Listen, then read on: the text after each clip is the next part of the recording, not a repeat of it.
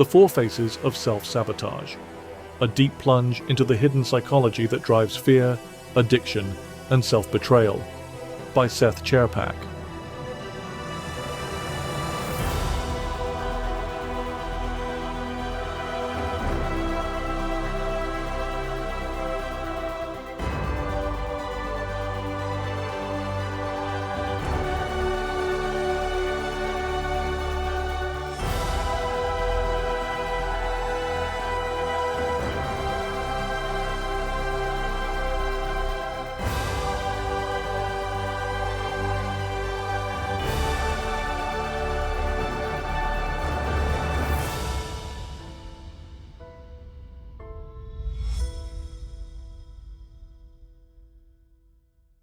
Introduction.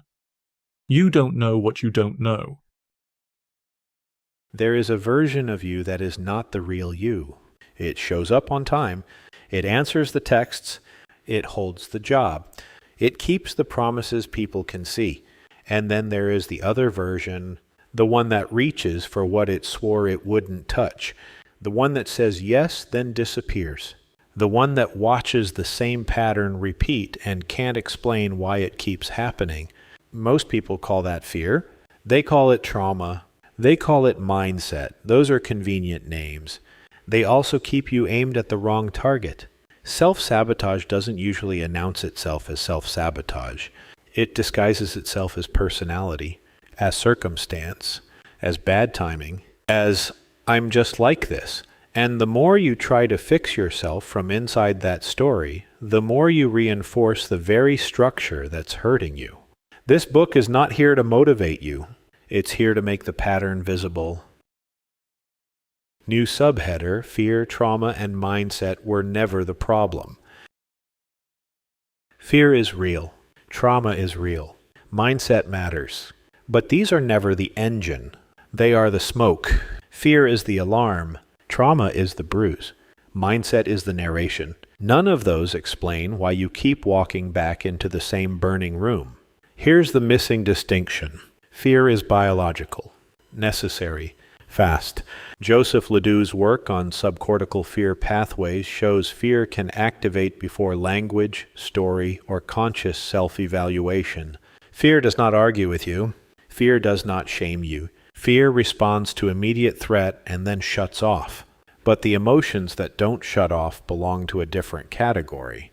Michael Lewis showed that shame and guilt require a self-concept, an internalized social evaluator. Infants feel fear long before they can feel shame. Ruth Benedict's cross-cultural work showed shame and guilt systems vary by culture while fear responses remain constant. If an emotion changes by culture, it isn't a signal from reality. It is learned. Moral injury research from Brett Litz and others points in the same direction. Persistent fear and anxiety often follow unresolved guilt, shame, betrayal, and grief. Fear follows judgment. Fear doesn't initiate it, and Jaak Panksepp's mapping of primary emotions doesn't even include resentment as a primary system. Resentment emerges when instinct, anger, and grief are suppressed and turned inward. Fear is not the enemy. Fear is the scapegoat. Grief, guilt, shame, and resentment are the overlays that keep pulling the alarm when there is no fire. If fear were the problem, insight would solve it. If trauma were the problem, time would dissolve it. If mindset were the problem, a better mantra would change the outcome. Yet people can understand themselves deeply and still relapse. They can heal and still self-betray. They can think positively and still sabotage the moment it matters. That's because the real mechanism sits underneath all three: a hidden loyalty, a hidden agreement, a hidden story about what you must do to survive. And it usually hides in plain sight behind three different kinds of intelligence. IQ, the story you use to make the behavior sound reasonable. EQ, the emotion that flares afterward, then feeds the next round. VQ, the hidden structure that decides what something means and what it is worth, including you, before you ever choose. Most people try to solve self-sabotage with IQ and EQ.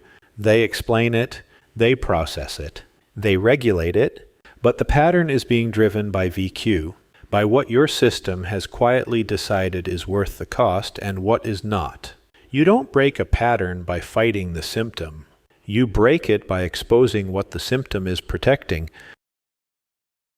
New subheader: the hidden story that makes self-sabotage inevitable. Self-sabotage is not random. It is faithful. Faithful to the story you learned before you had words for it. Faithful to the role you built to keep connection. Faithful to the rules that once protected you from punishment, rejection, or collapse. That story is rarely spoken out loud. It's not even fully conscious. And it's rarely only about safety. Safety is one need. But there are others.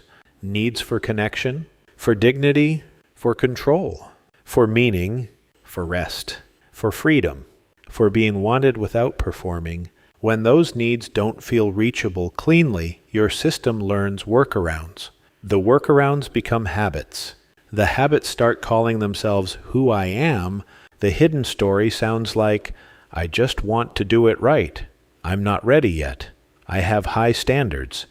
I don't want to put something out that isn't excellent. And beneath that language is a quieter rule about what it costs to be visible, to be imperfect, or to want more than you're sure you're allowed to have. So you choose something else. Not intentionally, structurally, you delay. You numb. You pick the wrong person. You pick the wrong moment. You pick the old pain because it's familiar. That's not stupidity. That's conditioning. Your nervous system will often choose a known prison over an unknown freedom. Not because you love suffering, because you trust what you've already survived. When that hidden story stays unnamed, it produces what feels like fate. Not mystical fate, practical fate. Predictable outcomes that repeat because the underlying rule never changed. New subheader: what changes when you stop fixing what's normal? Here is the relief most people don't expect. The pattern does not mean you are broken. The pattern means something in you has been trying to keep you safe. Even when the strategy is destructive, the intention is usually protection. When you stop fixing what's normal, you stop waging war on your own signals.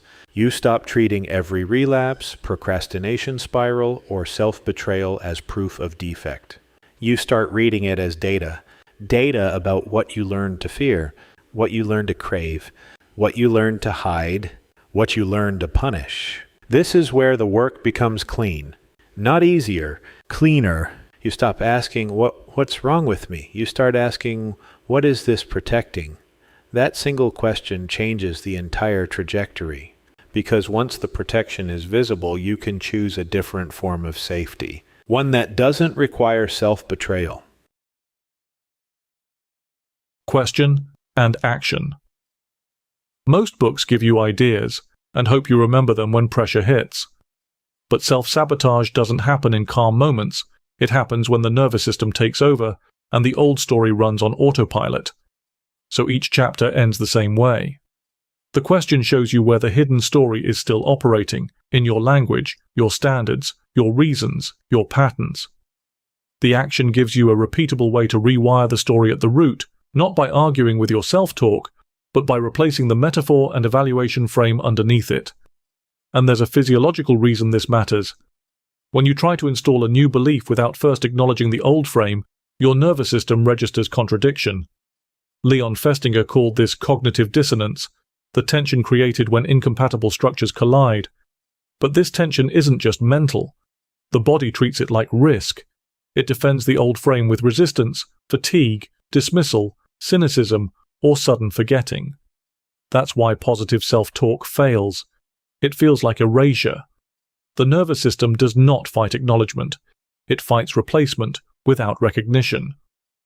So the actions in this book follow a strict structure. Name the old frame fully, then link the new frame in the same breath.